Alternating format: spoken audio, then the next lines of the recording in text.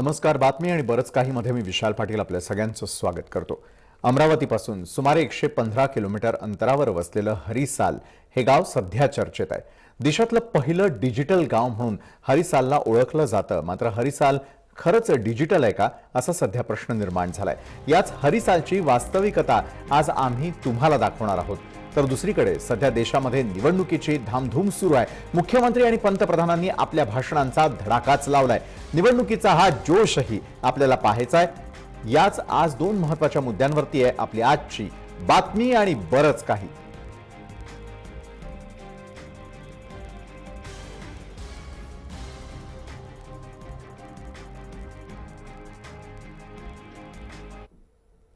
तर हरिसाल वासियांनी फेसबुक लाईव्हद्वारे आपल्या गावाचं वास्तव सर्वांसमोर आणण्याचा प्रयत्न केला. राज ठाकरेंनी हरिसाल डिजिटल झालंच नसल्याचा दावा जाहीर सभेत केलेला होता. यावरती आता खुद्द हरिसाल वासियांनीच काय म्हटलंय तेच पाहूयात.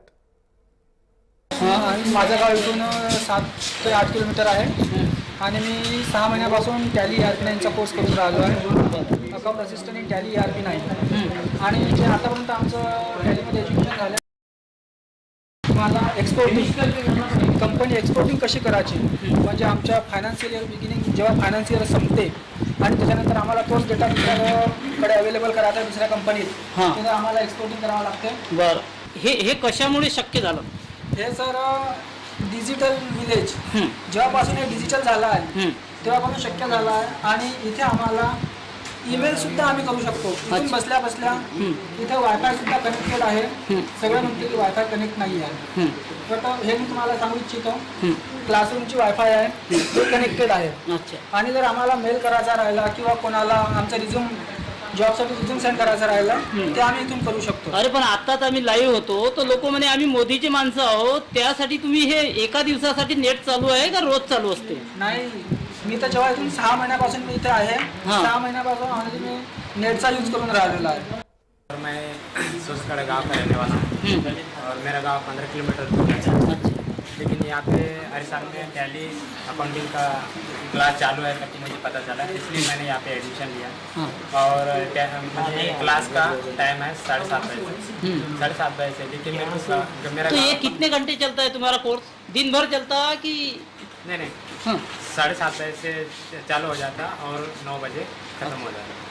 और लेकिन हम लोग कुछ प्रैक्टिस कर रहा, सर ने बताया हमको प्रैक्टिस करने के लिए. अच्छा, की माझ्या गावात जे इंडस टावर आहे, इंडस कंपनीद्वारे टावर केलेला आहे.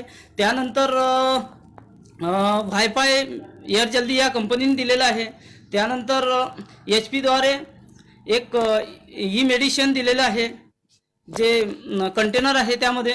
व त्यानंतर एक लॅब दिलेली आहे, कॉम्प्युटर लॅब.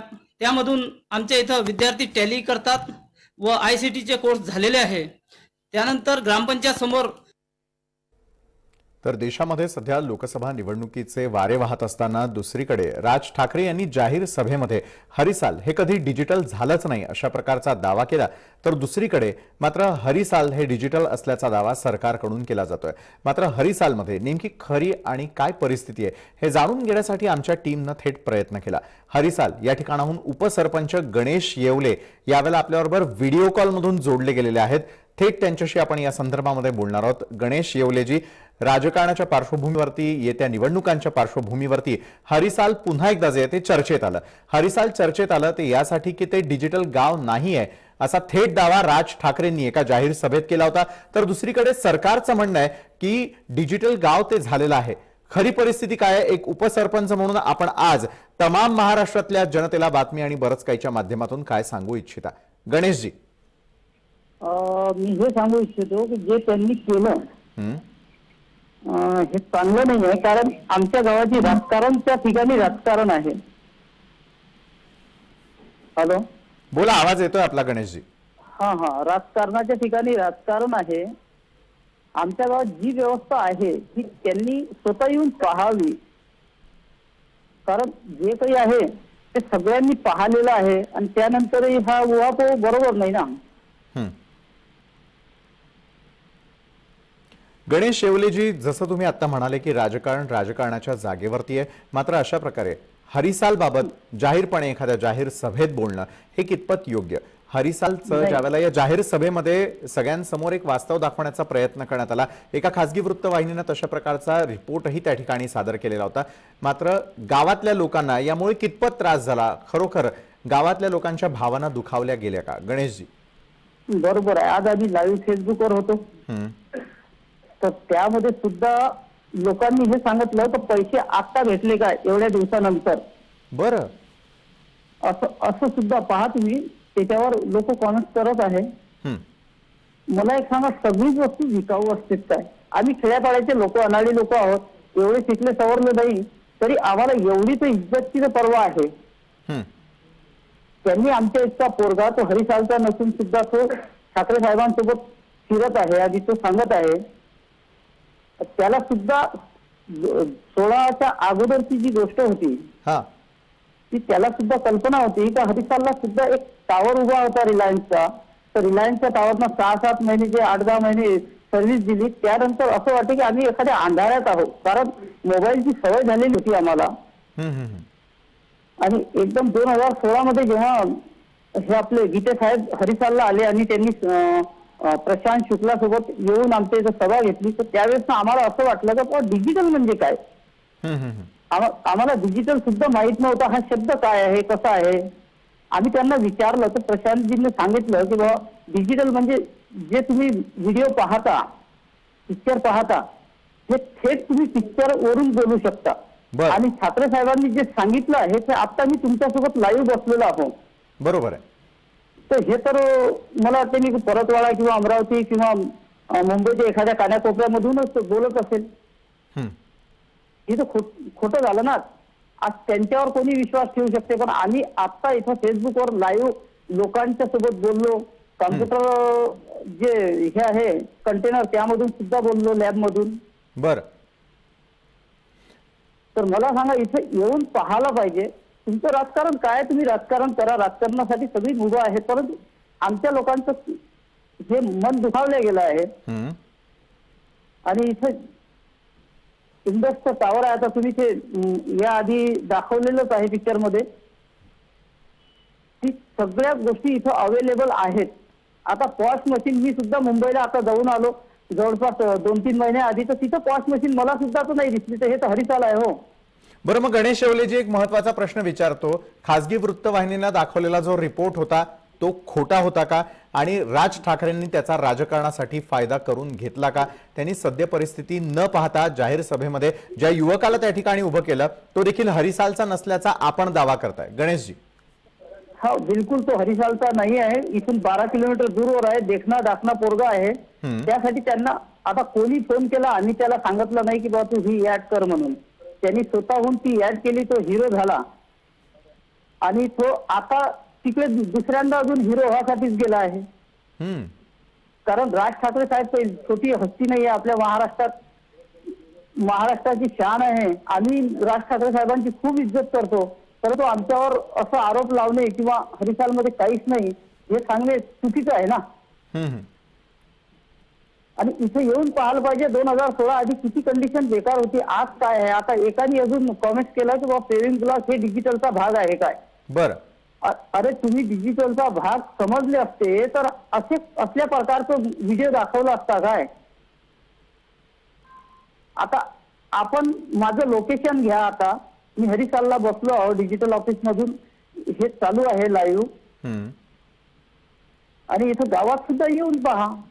बरं गणेशजी, व्यवहारांसंदर्भामध्ये थोडीशी आपण बातचीत करूयात की बँकिंगचे जे व्यवहार आहेत जे ऑनलाईन करावे लागतात, ऑनलाईन पेमेंट केलं जातं, आणि गावातल्या एका महिलेचा बाईट या संदर्भातला दाखवण्यात आलेला होता की तिला साधे डिजिटल व्यवहार काय हे देखील कळत नाही. गावातली खरोखरच परिस्थिती तशी आहे का की ही महिला देखील खोटी दाखवण्यात आलेली होती या व्हिडिओत? आता तो व्हिडिओ मी पाहिलेला नाही आहे. आपण ज्या व्हिडिओ बाबतीत बोलतात, पण मी एवढं सांगतो का बँकिंग जी व्यवस्था आहे ती जे ग्रॅज्युएट मुलं आहे, 12वी पास आहे, मॅट्रिक पास आहे, अशा मुलांकडे ज्यांच्याकडे मोबाईल आहे ते लोक फक्त बिल भरतात किंवा मोबाईल रिचार्ज मारतात. ऑनलाईन कामं आहेत, ऑनलाईन सेंटर आहे, इथं सेतू आहे, सेतूमधून करतात. किंवा प्रायव्हेट, त्याचं मनोहर खडकेचा सुद्धा इथं हे सेंटर होता. बरं गणेश शेवलेजी, राज ठाकरे यांनी केलेल्या दाव्याची आणि त्याचबरोबर एका वृत्तवाहिनीनं केलेल्या दाव्याची जी आहे ती पोलखोल जय महाराष्ट्रवरती यावेळेला संपूर्ण महाराष्ट्र पाहतोय. गणेश शेवलेजी, पुन्हा एकदा मी आपल्याकडे येणार आहे, मात्र तत्पूर्वी हरिसालमधल्याच काही युवकांनी आज फेसबुक लाईव्हद्वारे हरिसाल नेमकं कसं आहे काय हे दाखवण्याचा प्रयत्न केलेला होता. या फेसबुक लाईव्हच्या माध्यमातून हरिसालमधले तरुण काय म्हणालेले आहेत पाहूयात. मैं हरिसाल टूरिज्म का मैनेजर का काम करता हूं और हरिसाल टूरिज्म की स्टार्ट जो हुआ है वो 2012 से हमने कुछ पाँच लोग गाइड की ट्रेनिंग ली थी, तब से स्टार्ट हुआ है. पण हमारा जब से स्टार्ट हुआ है तब से इसको जैसे पब्लिक की कमी थी, यहाँ पे आने वाले की कमी थी. इसका एक मुख्य कारण था कनेक्टिविटी जो हमें नहीं मिल पा रही थी. जब से 2016 से जब हमारे गांव डिजिटल हुआ है तब से हमको कनेक्टिविटी मिली है, वाईफाई कनेक्टिविटी मिली है. इस कारण हमारे यहाँ पर जो लोग हैं उनकी आने की संख्या बढ़ चुकी है और अभी तो ऐसा हो चुका है इस साल सबसे ज़्यादा पर्यटक आए और करीबन जब हमने पावती का हिसाब लगाया है जो भी गवर्नमेंट की पावती का, तो करीबन 1.5 से 2 लाख की पावती का हिसाब लगाया है. जो गाइड के हिस्से में भी गए हैं वो पैसे कुछ होम स्टे के इसमें, कुछ मचान स्टे के इसमें, कुछ सफारी के इसमें भी गए हैं. तो ये फ़ायदा हमारे गांव को हुआ है जो एक वाईफाई कनेक्टिविटी की वजह से. और ज़्यादा से ज़्यादा हम अब फेसबुक का इस्तेमाल कर रहे हैं, व्हाट्सएप का इस्तेमाल कर रहे हैं. जेव्हापासून कॅरी बॅग बंद झाली आहे तेव्हापासून आम्ही कॉटन बॅग शिवायचं कामं करतो आहे. बाहेरून ऑर्डर येते असं आम्हाला, जे आम्ही बॅग वगैरे शिवून बाहेर विदर्भात पाठवतो. कॉटन बॅग जे आहे ते बॅग लई उपयोगी पडतात. बाहेरून आम्हाला लई ऑर्डर येते. आम्ही 15 ते 20 हजारपर्यंत बॅगा शिवल्या आहे. महिलांसाठी रोजगार उपलब्ध झाला आहे डिजिटल विदेशमध्ये. जेव्हापासून नेटवर्क उपलब्ध झाला आहे वायफायचं तेव्हापासून आम्हाला ऑनलाईन लई सुविधा होत आहे. मी ऑनलाईन ऑर्डर वगैरे घेत आहे सर. आम्हाला इथे मशीनचं ट्रेनिंग दिलं गेलं आहे आणि मशीनच्या ट्रेनिंगमधून आम्हाला बॅगाचं जे शिकवलेले आहेत त्या बॅगा आम्ही विकून सनी आणि कॉटन बॅग विकतो आणि त्यामधून महिलांना रोजगार मिळालेला आहे. भरपूर महिला हरिसालमध्ये तिथे काम करतात आणि त्यांना नेहमीसाठी रोजगार मिळालेला आहे. त्यामुळे त्यांना आमच्या ज्या बॅगा आहेत त्या बॅगा आम्ही बाहेर सुद्धा पाठवलेल्या आहेत. दुबई झाला, दिल्ली, मुंबई, नागपूर, रत्नागिरी आणि आणखी खूप जागी गेलेल्या आहेत. आम्ही ऑनलाईन ऑर्डर सुद्धा घेतो आणि पाठवतो. बरं, आज हरिसाल या ठिकाणाहून केलेल्या फेसबुक लाईव्हमध्ये आलेल्या या प्रतिक्रिया होत्या ज्या खरं तर त्यावेळेला लाईव्ह होत्या, आता रेकॉर्डेड आम्ही तुम्हाला दाखवल्या. पुन्हा एकदा आपण हरिसाल या ठिकाणी थेट जाणार आहोत. उपसरपंच गणेश शेवले, व्हिडिओ कॉलमधून आम्ही त्यांना मुद्दाम जे ते आमच्याबरोबर जोडलेलं आहे आणि महाराष्ट्रापर्यंत पोहोचवतोय. गणेश शेवलेजी, अनेक सुविधा त्या ठिकाणी आहेत. या जाहीर सभेत सांगण्यात आलेलं होतं सुविधा आहेत, सुविधा चालू नसल्याचा दावा करण्यात आलेला होता. खरोखरच हरिसालवासियांच्या सुविधा ज्या पुरवण्यात आलेल्या आहेत, डिजिटल सुविधा ज्या पुरवण्यात आलेल्या आहेत त्या खरोखरच काम करतात की फक्त देखावा आहे? नाही, देखावा वगैरे नाही आहे. जे आता देखावा असता तर आम्ही लाईव्ह एकाच दिवसात, आज तुम्ही केलं उद्या नाही केव्हाही मला कॉल करा, व्हिडिओ कॉल. मी व्हिडिओ कॉल आपला उचलेल आणि जोडला जाईल माझा कॉल. मला तरी वाटते का आता तांत्रिक अडचणी असतात, कोणी दिवशी रेंज कमी असतो. आता आपण इथं लाईव्ह होण्याआधी सुद्धा थोडा कमी झाला होता, तर आता कमी जास्त चालतच राहते. आणि हे डिजिटल तर झालं, पण डिजिटल पासून सुद्धा जे झालेले फायदे आहे हे लोक मधून दाखवून राहिले. बरं, मग गणेश शेवलेजी काय फायदा झाला सांगा, आज महाराष्ट्रातल्या जनतेला कळू द्या. हे एक तर फायदा हे झाला का आमच्या इथं फक्त 2 का 3 बचत गट होते. तर 3 बचत गटांचं काही काम व्यवस्थित नव्हतं. पण जेव्हा डिजिटल आलं आणि आमच्या इथे एक मायक्रोसॉफ्ट श्रेया म्हणून एक मुलगी होती, तिच्या माध्यमातून आम्ही बचत गट तयार केले. पुरुषांचे सुद्धा बचत गट तयार केलेले आहे. आणि त्या बचत गटातून जे जुने बचत गट होते 3 आणि एक नवीन, जे त्यांना आम्ही मशीना दिल्या आहेत. पापड मशीन दिलेली आहे, त्याच्यानंतर पत्राळी मशीन दिलेली आहे नवीन तर्फे, त्याच्यानंतर आटा चक्की दिलेली आहे, चटणी काढायची मशीन दिलेली आहे, चटणी कांडर. त्याच्यानंतर आम्ही जे बचत गट आहेत त्यांना आज 1.5 ते 2 लाख रुपये बँक त्यांना कर्ज देतो आणि त्या कर्जातून ते आपलं उदरनिर्वाह करून राहिले किंवा विकास करून राहिलेले आहेत.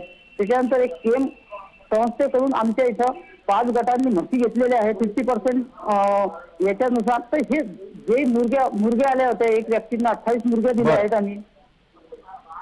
असे भरपूर आम्ही फक्त एक डिजिटलमुळे म्हणजे आमचा एक प्रेशर शासनावर आम्ही प्रेशर टाकत होतो की बुवा आम्हाला उद्योग द्या, रोजगार द्या. बरं, नक्कीच गणेशजी, मात्र मग राज ठाकरेंनी हरिसालचे वाभाडे चार चौघात का काढले? आता त्यांच्या नजरेत आहे. आमच्याकडे एक व्यक्ती असा आला होता, मी नाव नाही सांगणार त्याचा, बरं, पण तो आला होता. तुम्ही म्हणे डिजिटल झालेला आहे, तुमच्या इथे विकास चालू आहे, परंतु आम्ही विरोधात आहोत म्हणे, आम्हाला विरोध भाषी बोलणारच आहोत म्हणे. कधी आम्हीच म्हटलं का चांगलं चालू आहे तर मग विरोध कोण करणार म्हणे. आमच्या इथं काही एक दीपक नागले म्हणून असा एक पोरगा आहे, त्या व्हिडिओमध्ये सुद्धा आहे तो बरं. तो राष्ट्रवादी काँग्रेसचा आहे. तो नेहमी विरोधात असतो आमच्या. बरं, म्हणजे राजकारणासाठी हरिसालचा वापर करण्यात आला आणि धक्कादायक वास्तव बातमी आणि बरंच काहीच्या माध्यमातून आम्ही आज संपूर्ण महाराष्ट्रासमोर मांडलेलं आहे. कोण खरं, कोण खोटं आणि कोण करतंय राजकारण हे देखील तुम्हीच जाणून घ्या. गणेश शेवळेजी, धन्यवाद या चर्चेमध्ये आपण सामील झालात त्यासाठी. बरं, हरिसालमध्ये काय खरं काय खोटं हे करण्याचा नुसता आमचा प्रयत्न नाहीये, तर ते तुम्ही त्या ठिकाणी जाऊन पाहायची गरज आहे. मात्र राजकारणी खरोखरच मतदारांना वेडे समजतात का, हा प्रश्न आज या चर्चेच्या अंती जे आहे ते उपस्थित होताना दिसतोय. चर्चेमध्ये वेळ झालेली इथंच थांबण्याची, मात्र बातमी आणि बरंच काही मध्ये पुन्हा भेटणार आहोत छोट्याशा ब्रेकनंतर.